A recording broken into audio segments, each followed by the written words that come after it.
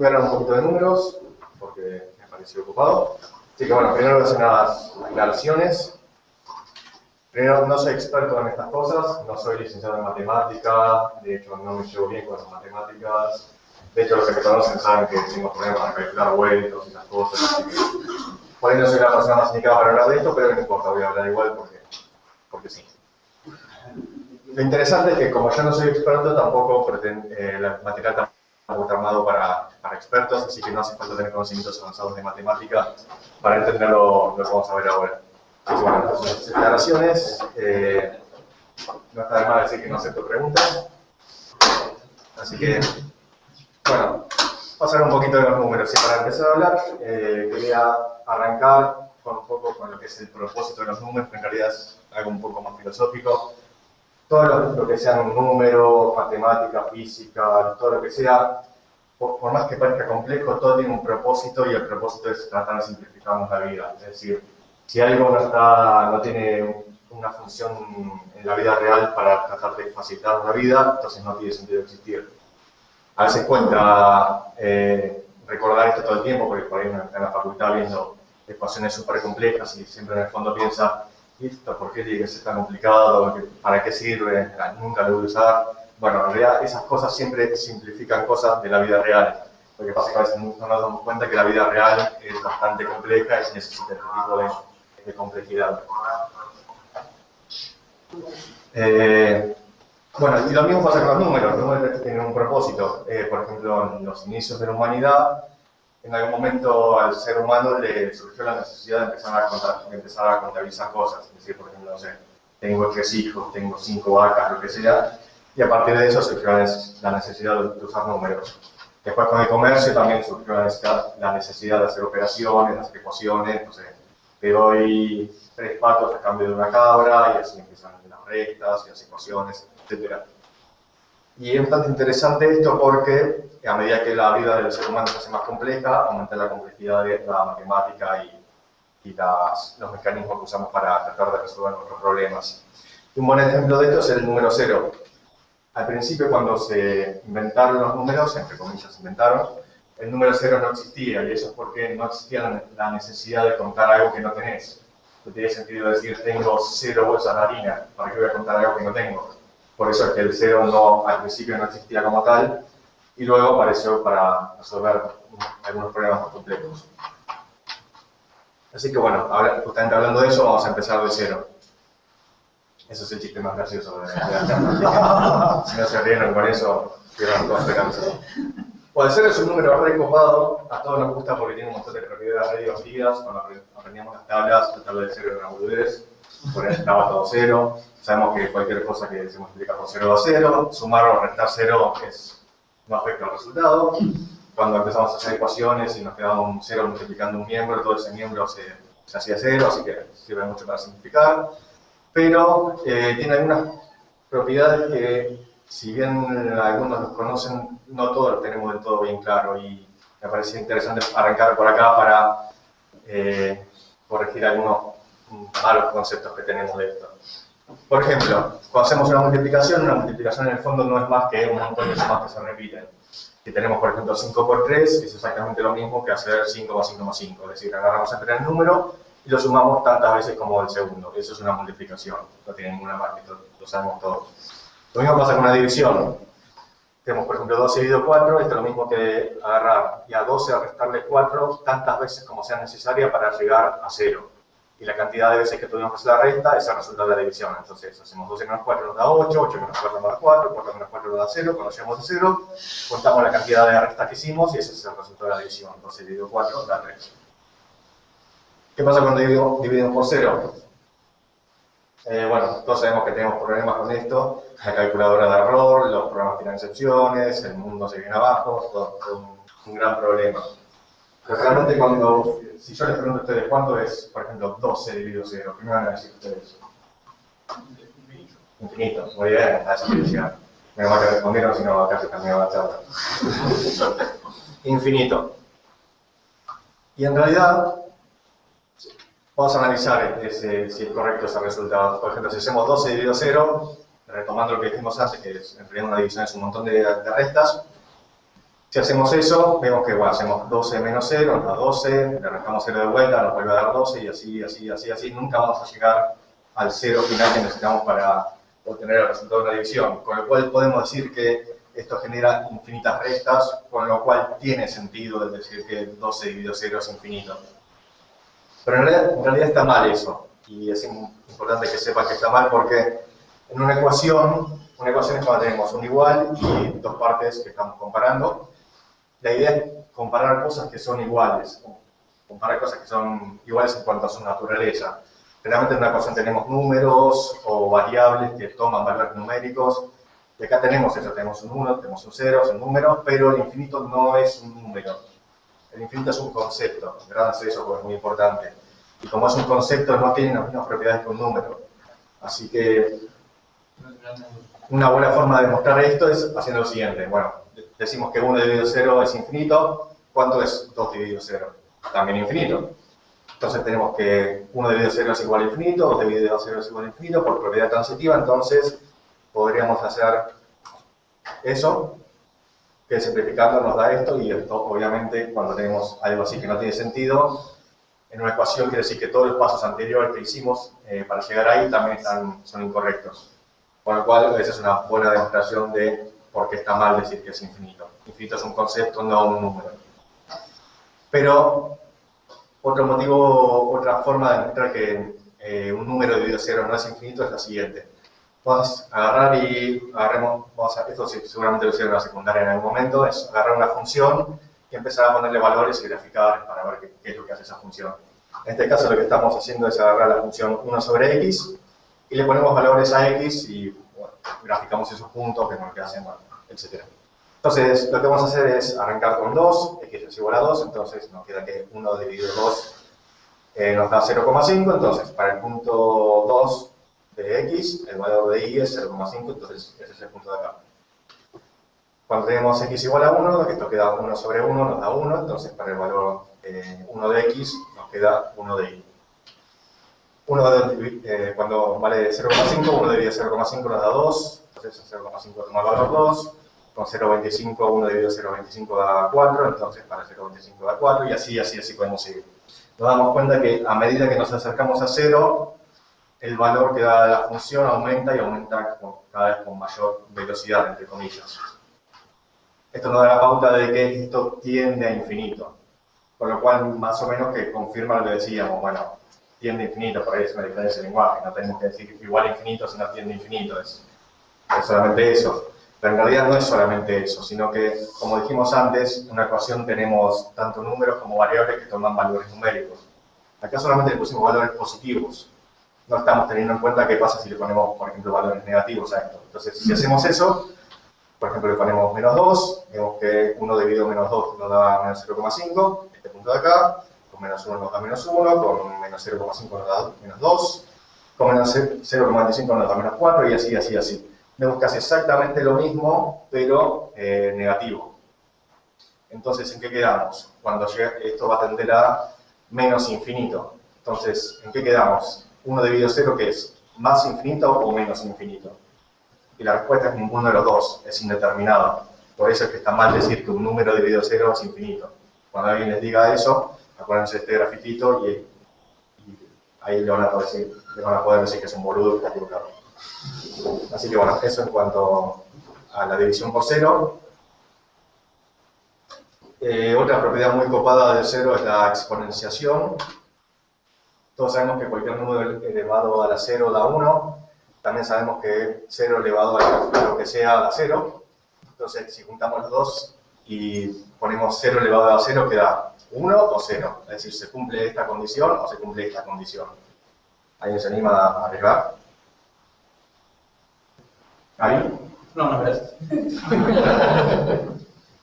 Bueno, no sabemos, entonces vamos a hacer la misma prueba que hicimos antes. En este caso vamos a dar la función x sobre x y vamos a poner valores y para ver qué es lo que hace la función. Bueno, para hacerlo más rápido, cuando le ponemos valores positivos hace esto, viene de acá arriba y eventualmente termina llegando acá al 1. Pero sabemos que esto no es la verdadera milanesa, entonces tenemos que ponerle también valores negativos para contemplar todos los números. Cuando ponemos valores negativos, vemos que la función hace esto. Entonces, desde el lado negativo también termina siendo el mismo valor. Entonces, si de todos lados sea el mismo valor, entonces 0 elevado a la 0 es 1. ¿Está bien eso? O sea, consideramos todos los números posibles.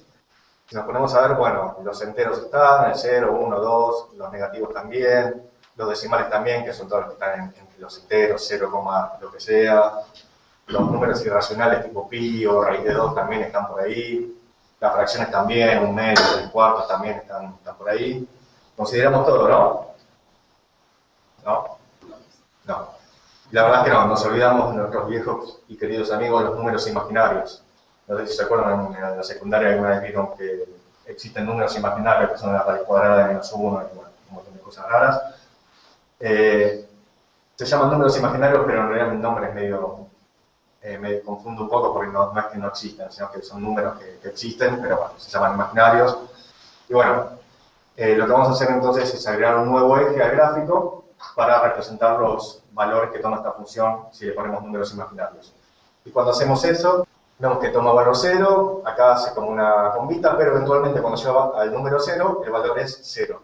Entonces tenemos un problema para los números reales, 0 sobre 0 es 1, y para los números imaginarios, 0 a la 0 es 0. Entonces, la conclusión de esto es que 0 elevado a 0 no es 1 y tampoco es 0. Como con infinito es indeterminado, porque no toman ninguno de los dos valores. Así que esa es otra propiedad recopada en 0. Matemático bueno. Sí. Eso es algo que todo el mundo suele responder mal. Así que bueno, ahora vamos a irnos al otro extremo. Vamos a hablar de números grandes. Números grandes no es una definición formal, es simplemente cualquier número que nosotros consideremos grande. Por ejemplo, si agarramos un chico de 3 años y le decimos ¿cuál es el número más grande que se te ocurre? Capaz que te dice, no sé, 20, por decir algo. Por ahí ese chico a medida que va yendo al jardín o al colegio, ahí aprende que hay más números, por ahí conoce números más grandes para hacer cuentas y le preguntas un par de años después y te dice, no sé, 1.000.000 es el número más grande. Después va a seguir aprendiendo y en algún momento va a entender el concepto de infinito, que significa que a cualquier número siempre le puedes sumar uno más y nunca paras de sumar. Entonces, el problema que tenemos con eso es que cuando somos chicos, generalmente y aprendemos los números, es bastante simple porque lo hacemos a través de la visualización. Nosotros tenemos una idea de los números cuando los aprendemos. Es decir, si alguien me dice 10, y 10, por ejemplo, no sé, yo tengo 10 dedos, así que si me miro los dedos, sé que esto es 10. Y si me dicen, no sé, 25, yo digo, bueno, acá habrá más o menos 25 personas, bueno, esto es 25 de algo. Si me dicen, no sé, 30.000, ahí se complica un poco más. Yo tendría que pensar, bueno, ¿en qué momento yo interactué con 30.000 de algo? Y bueno, podría pensar, no sé, alguna vez fui a un recital en un estadio y después me enteré que había 30.000 personas, así que me hago una imagen mental de cuando vi para el costado toda esa gente, bueno, eso es 30.000. Pero ¿qué pasa si me dicen, no sé, 1.000.000? Estoy seguro que nadie acá interactuó con 1.000.000 de algo. Y me refiero a 1.000.000 de cantidad de cosas con las que uno puede interactuar, que puede, aunque sea ver, no sé, 1.000.000 de pesos, que es una cantidad abstracta, que nadie. A medida que los números son más grandes, son más difíciles de visualizar. Y eso nos trae varios problemas. Por ejemplo, si yo le muestro este número, 1 por 10 a la 9, esta notación científica, quiere decir 1 y 9 ceros, termina siendo 1.000.000.000. 1.000.000.000, realmente, bueno, yo sé que es un número grande, pero realmente no me dice nada. Yo nunca interactué, nunca vi 1.000.000.000 de algo, así que mucho no me dice. Y lo mismo pasa si queremos comparar números grandes. Si después me muestran este otro número, 1 por 10 a la 12, bueno, puedo decir, este es más grande que el anterior, y si me preguntan qué tanto más grande, bueno, son 3 ceros más, así que es 1.000 veces más grande que el anterior. Pero ya del anterior no tenía una concepción real, de este mucho menos. Así que también se nos complica para comparar, y muchas veces se nota cuando tiramos números así grandes, porque sí, no tenemos una percepción real de qué representan. Bueno, ahora voy a retomar este tema de la percepción de los números. Resulta que había un chabón que se llamaba Edward Kastner, que era un matemático que tenía mucho tiempo al pedo, y en un momento le surgió esta idea de decir, bueno, voy a pensar un número grande. Y se le ocurrió este número de acá, 10 elevado a 100, es decir, un 1 y 100 ceros. Y le pareció copado porque es una barra redondita, parece algo serio, porque eso es muy redondito, y dijo, le voy a poner un nombre a esto. Y le puso como nombre Google, así como está escrito ahí, no como el buscador. Y le puso ese nombre, para que se me dé una idea de qué es un Google, qué tan grande es esto, un 1 y un 0, tendría que ser algo así. Eso es un 1 y un 0. Vemos que es un número bastante grande. Pero de vuelta, retomando lo anterior, si yo le muestro este número, nadie va a tener una percepción real de qué representa esa cantidad. Así que vamos a tratar de hacer un mini ejercicio para tratar de visualizar qué tan grande es un Google. Entonces vamos a hacer lo siguiente. Agarremos, por ejemplo, esta sala y vamos a llenarla, supongamos que la llenamos toda de arena. Desde el techo hasta, desde el piso hasta el techo, todo lleno de arena. Sacamos las mesas, salimos nosotros, todo lleno de arena. ¿Cuántos granitos de arena entrarían acá? ¿Hay una arriba? Dos. Un par. Un par. Está bien. Bueno, si hacemos la cuenta, daría exactamente 150 millones de granitos de arena, que sería lo mismo que decir 1,5 por 10 a la 14. Si recordamos que el Google era 10 a la 100, vemos que estamos muy por debajo de lo que es un Google. Así que bueno, para tratar de visualizar cuánto es un Google, vamos a tener que buscar un lugar más grande. La sala no nos alcanza. Entonces vamos a agarrar, por ejemplo, el universo. Cuando digo el universo, voy a hacer la aclaración porque en teoría el universo es infinito, pero cuando digo el universo me refiero al universo observable, que vendría a ser el universo en el cual en algún momento la luz pasó por ahí. Es decir, en algún momento fue el Big Bang, luego de eso apareció la luz empezó a dispersarse para todos lados, y bueno, desde ese momento hasta el día de hoy pasó mucho tiempo. La luz viajó, obviamente, a la velocidad de la luz para todos lados, y todo ese espacio que recorrió se llama universo observable. Justamente se llama observable porque en algún momento pasó la luz por ahí, quiere decir que en teoría podría observarse. Y ese no es infinito, es muy grande, pero no es infinito. Bueno, supongamos que llenamos todo ese universo de granitos de arena. ¿Cuántos granitos de arena entrarían ahí? Nadie va a arriesgar, supongo, pero bueno. Entrarían más o menos 10 a la 90 granitos de arena. Esto sigue siendo más chico que un Google. Creo que cuando todos vieron el Google nadie se imaginaba que íbamos a llenar el universo de granitos de arena y no nos iba a alcanzar. Así que vamos a tener que buscar otro ejemplo para tratar de visualizar qué tan grande es un Google. Obviamente no podemos ir más allá del universo, así que en vez de agarrar granitos de arena, agarremos algo más chico, de lo cual podemos meter mayor cantidad en el mismo espacio. Entonces, lo más chico que existe es algo que se llama un Planck de volumen, que es una unidad que se usa en física para describir volúmenes muy chicos, y es exactamente 1,6 por 10 a la menos 35 metros, es decir, 0,35 ceros, 1,6 metros cuadrados.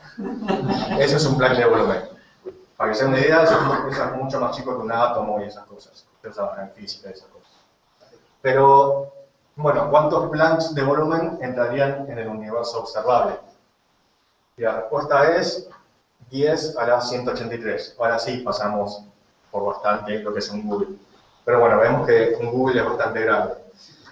En algún momento el muchacho Edward Kastner, que se le ocurrió este Google molesto, llegó a esta conclusión también y dijo, bueno, hay cosas más grandes que un Google, entonces voy a crear un número más grande todavía, porque somos así las personas, y creo este número, que es 10 elevado a la 10 elevado a la 100, es decir, 10 elevado a un Google. Y como le gustan mucho los nombres, le puse como nombre Googleplex. Tiene un par de características copadas. Por un lado, es muy difícil escribirlo. En el slide anterior pudimos escribir un Google, es decir, un 1 y 100 ceros. Acá tenemos que escribir un 1 y Google cantidad de ceros. Con lo cual, si pensamos en el ejemplo anterior, que llenando el universo de granitos de arena no nos alcanzaba, si pensamos que en cada granito de arena escribimos números dígitos, es decir, cada cero, no nos alcanzaría el universo para expresar por extensión un Googleplex. Con lo cual vamos a tener que hacer otro ejercicio para tratar de visualizar qué tan grande es un Googleplex. Y acá se pone un poco turbio el tema. Imagínense lo siguiente, yo como persona ocupo cierto volumen en el espacio, es más o menos un metro cuadrado o algo así. En ese metro cuadrado hay un montón de partículas que me componen a mí. Según la física cuántica, que es algo que no entiendo, existe algo que se llama estados cuánticos y para ese volumen, se pueden dar X cantidad de estados cuánticos. Eso quiere decir que en ese volumen se pueden dar X cantidad de combinaciones de distintas partículas que pueden formar distintas cosas. Y eso se puede calcular, y calculando eso da este valor de acá, 10 a la 10 a la 70. Esto es un número muy grande, pero es más chico que un Googleplex. Esto quiere decir que en el espacio que ocupo yo, podría haber distintas combinaciones de partículas y podrían darse distintas cosas. Por ejemplo, podría estar yo, podría haber una planta, podría haber un canguro, podría ser una bonza, aunque bonza necesita un poco más de volumen. Pero bueno, cualquier combinación posible de partículas sería una combinación cuántica y la cantidad de esas combinaciones son el número que vimos acá, 10 a la 10 a la 70. Estas son todas las posibilidades que se pueden dar en ese espacio, en el espacio. Entonces, esto quiere decir, y acá presten atención porque es muy turbio. Imagínense que el universo midiese un Googleplex metros de largo y yo me pusiese a recorrer toda esa distancia. Empezaría a recorrer, bueno, tardaría mucho tiempo, pero bueno, me podría recorrer todo eso y en algún momento yo llegaría a este punto, que es el número que habíamos calculado antes de todas las combinaciones posibles, y cuando llego a este punto yo, por cuestión de probabilidades, podría ya haber visto todas las combinaciones posibles que se pueden dar en el espacio que ocupo yo. Y si yo sigo caminando más allá de este punto, por cuestión de probabilidades, es seguro que voy a ver repeticiones de combinaciones, porque acá ya más o menos podría haber agotado todo, con lo cual acá tiene que empezar a haber repeticiones. Y si yo sigo caminando, es probable que me encuentre con una repetición de la combinación que me compone a mí, es decir, con un clon mío. De hecho, podría haber varios clones míos. De hecho, si fuese lo suficientemente grande el universo, podría haber hasta clones de todo en un planeta entero, porque un planeta no es más que un montón de combinaciones de partículas en un volumen dado. Así que bueno, cuando hablamos de un Googleplex, ya tenemos que empezar a contemplar la posibilidad de encontrarme con clones míos que no me gustaría. Por suerte, el universo observable tiene un tamaño y es más chico que esto, es esta cantidad, 8,8 por 10 a la 26 metros cúbicos. Así que es mucho más chico que un Googleplex, así que es muy probable que no haya un clon mío dando vuelta. Podría haberlo, pero no, por suerte. Así que bueno, eso en cuanto al Googleplex. Vamos a ver un número más grande todavía, que es este número acá que se llama Poincaré Recurrence Time, es el tiempo de recurrencia de Poincaré, este es el nombre del chabón que lo descubrió. Está en francés, así que seguramente lo estoy pronunciando mal, pero bueno. La idea es la siguiente, este es el número más grande que se haya usado alguna vez para describir tiempo. Y es este el número de acá, 10 elevado a la 10, elevado a la 10, elevado a la 10, elevado a la 2,08. Esta es la cifra de ese número. Y esto puede ser segundos, años, siglos o lo que sea. Y esto suena un poco turbio porque seguramente van a decir, no es lo mismo un segundo que un siglo, ¿por qué pones cualquier unidad? Está siendo muy impreciso ahí. Pero la realidad es que, si bien hay mucha diferencia entre un segundo y un siglo, la diferencia que hay entre un segundo y un siglo es mucho más chica que este número en sí. Con lo cual la unidad de medida se vuelve despreciable. O sea, el número es tan grande que la unidad de medida no aporta mucho, así que podemos no definirlo de manera muy precisa eso. Y bueno, la idea es la siguiente. Supongamos que tenemos, no sé, un montón de dados, como ahí en el dibujo, agarramos y los tiramos la primera vez y nos da esta combinación, nos da 2, 6. Bueno, decimos buenísimo, bueno, esta es la primera combinación que salió, vuelvo a agarrar los dados, los vuelvo a tirar, me sale otra combinación, los vuelvo a agarrar, los vuelvo a tirar, bla, bla, bla. Hago así hasta que me canse. Y en algún momento, si yo vuelvo a repetir eso la suficiente cantidad de veces, en algún momento, como la cantidad de combinaciones son finitas, tengo que ver, por cuestiones de probabilidades, tengo que en algún momento encontrarme de vuelta con la misma combinación. Es decir, voy a tirar los dados y va a salir de vuelta la misma combinación que al principio. Porque si bien son muchas, no son infinitas. Lo mismo pasa con los gases, por ejemplo.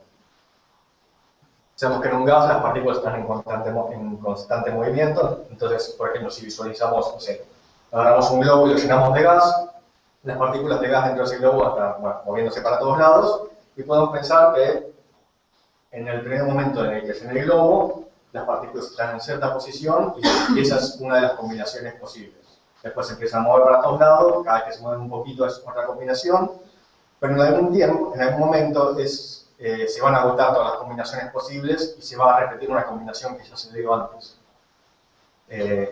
Con lo cual, y acá viene la parte más turbia de todas, supongamos que agarramos un hecho cualquiera en la historia, por ejemplo, el Diego levantando la Copa del Mundo en el 86.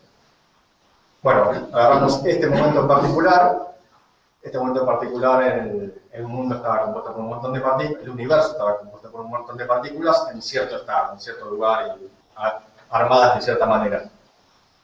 Pasa el tiempo, no sé, puede pasar mucho tiempo, no sé, puede haber una guerra mundial y nos morimos todos, ¿no? Invadir los extraterrestres, lo que sea, pero en algún momento, según los astrónomos, lo que va a pasar es que bueno, el universo se va a expandir, las estrellas van a crecer, en un momento las estrellas explotan y el núcleo como que colapsa sobre sí mismo, eso forma un agujero negro, el agujero negro empieza a consumir todo lo que está alrededor, eso pasa con todas las estrellas, entonces hay un montón de agujeros negros que se consumen entre sí, qué sé yo, pero los agujeros negros también en algún momento largan radiación y en algún momento también, después de mucho tiempo, terminan colapsando sobre sí mismos y largan un montón de gas. Entonces en algún momento, de acá a mucho tiempo, lo que va a pasar es que bueno, van a haber explotado todos los agujeros negros y el universo va a ser toda una gran masa llena de gases y de radiación. Y esa gran masa llena de gases y radiación es muy similar al ejemplo que veíamos del globo. En el globo tenemos un espacio y un montón de partículas de gas. En el universo también va a funcionar de la misma manera, va a ser como un globo gigante con un montón de gases. Entonces, si bien va a ser muy grande, la cantidad de combinaciones que se pueden dar son finitas y son calculables. Es decir, las partículas de gas van a empezar a moverse para todos lados, va a pasar muchísimo tiempo, pero en algún momento tiene que volver a repetirse combinaciones de estados de partículas que ya se dieron anteriormente. Es decir, van a pasar muchísimo tiempo, pero van a empezar a haber repeticiones. Y a medida que empieza a haber repeticiones, es probable que el orden en el cual se dan las repeticiones también empiece a coincidir con el orden en el cual se dieron las repeticiones anteriormente. Entonces, pasado mucho tiempo, es probable, de hecho debería ser casi seguro, que se vuelva a repetir un hecho que ya se dio anteriormente, como por ejemplo el Diego levantando la copa. Esa cantidad de tiempo necesaria para que se cumplan todas esas combinaciones y se pueda llegar a dar el caso es justamente este número, el Poincaré de Recurrence-Time. Entonces, pasada esta cantidad de años, podemos ver de vuelta al Diego siendo campeón. Bueno, es bastante turbio. Lo interesante de esto es que... La verdad, 2014 va a ser difícil. Retomando lo que decíamos al principio, el tema de la percepción de los números, que a medida que van haciéndose más grandes los números, se torna cada vez más difícil tratar de visualizarlos. Para Google no nos alcanzó con llegar el universo de arena, para un Google Plex teníamos que contemplar la posibilidad de que haya clones nuestros en el universo, y con este número de Poincaré tenemos que contemplar en algún momento que se pueda volver a repetir toda la historia de la humanidad. De hecho, hay gente que dice que todo esto podría ya haber pasado varias veces, porque el tiempo es infinito. En un momento vimos un comienzo del tiempo, con lo cual podríamos estarnos en una quinta iteración de un montón de cosas que ya pasaron. Y eso ya es muy filosófico, para ponerse el pedo y debatir. Mañana, sí. Aún así, todo esto es mucho menor que el infinito. Nosotros usamos el infinito así impunemente, sin pensar qué tan grande es. De hecho, usamos números que son mucho más chicos que el infinito y vemos que son mucho más complejos de lo que hablamos. Así que vamos a ver un ejemplo para tratar de visualizar el infinito. Es muy difícil, pero bueno, encontré este que me gustó mucho, que es la paradoja de Zeno, que es una historia re divertida y re simple, que básicamente consiste en agarrar a Aquiles, acá personificado por Brad Pitt en Troya, y una tortuga. Y hacemos que Aquiles corra una carrera contra una tortuga. Entonces la idea es la siguiente: ponemos a los dos en la línea largada, y como la tortuga obviamente es más lenta, lo que vamos a hacer es que la tortuga largue antes. Va a largar antes, y cuando haga 100 metros, recién ahí larga Aquiles y empieza a correr y la alcanza. Entonces, bueno, hacemos eso. Empieza la carrera, la tortuga corre 100 metros y ahí Aquiles empieza a correr. Entonces corre y alcanza a la tortuga. Todo perfecto. El tema es que desde que largó hasta que hizo estos 100 metros, obviamente Aquiles necesitó cierto tiempo para cubrir esa distancia. Y durante ese tiempo la tortuga seguía caminando. Entonces la tortuga ya no está más acá, sino que está 10 metros más adelante, porque en ese tiempo hizo 10 metros más. Perfecto, no hay problema. Aquiles sigue corriendo y hace esos 10 metros. Pero esos 10 metros le tomaron cierto tiempo. Entonces, en ese cierto tiempo, la tortuga hizo 1 metro más. Entonces, bueno, Aquiles corre ese metro más, pero en ese tiempo también la tortuga siguió moviéndose, aunque sea muy poquito, pero está por delante de Aquiles. Y eso se va a dar infinitamente. Con lo cual es imposible que Aquiles alcance a la tortuga. Y eso es una paradoja, porque si lo miramos en la vida real, es obvio que Aquiles va a alcanzar a la tortuga, la va a pasar, va a llegar al final, se va a tomar una cerveza y la tortuga no va a llegar todavía. Con lo cual, es una paradoja porque estamos diciendo algo que en realidad no se da. Pero tampoco el razonamiento está mal. No está mal el razonamiento, porque el tiempo necesario para que Aquiles cubra una distancia, por más chica que sea, va a ser aprovechado por la tortuga para avanzar un poquito más, por más chico que sea lo que avance. Y bueno, esa es la paradoja. Otra manera de explicar la paradoja, imagínense lo siguiente. Yo tengo las manos separadas así, más o menos como de 80 centímetros. Lo que voy a hacer es muy simple. Voy a agarrar y voy a mover una mano hasta que toque la otra. Es así de simple. Lo que estoy haciendo, si se pone a pensar, es achicar la distancia entre las dos manos hasta que cero. Pero si me pongo a pensar, lo que estoy haciendo es acortar la distancia a la mitad o al revés. Es decir, están separadas 80 centímetros, se las empiezo a juntar, en algún momento van a estar separadas 40 centímetros, en el momento 20 centímetros, en el momento 10 centímetros, en el momento 5, 2,5, 1,25, bla, bla. Así hasta el infinito. Esto puede seguir así hasta el infinito porque entre dos números siempre hay otro número. Justamente eso significa el infinito. Con lo cual, para acercar una mano a la otra, yo tengo que pasar por infinitos pasos. Es un proceso que tiene infinitos pasos. Y un proceso que tiene infinitos pasos no puede terminar, por definición. No puede tener un último paso en el cual las manos se tocan. Bueno, esa es la paradoja. Es algo que pueden meditar en el baño, queridos. Si no encuentran la vuelta, está bien, porque no, es un problema que no tiene solución. Tiene más de 2000 años el problema y todavía no tiene solución. Hay varias soluciones propuestas, pero ninguna es universalmente aceptada. Pero bueno, eso es para darnos una idea de qué tan complejo es el infinito. Bueno, todos estos temas que son muy copados los saqué de una página que se llama Number File, que tiene un montón de videos en YouTube que explican todos estos temas de manera mucho más copada que lo que hice yo. Y bueno, así que si les interesó algo de todo esto, les recomiendo fuertemente que chequen eso, porque es muy interesante. Y bueno, eso es todo. Gracias por venir.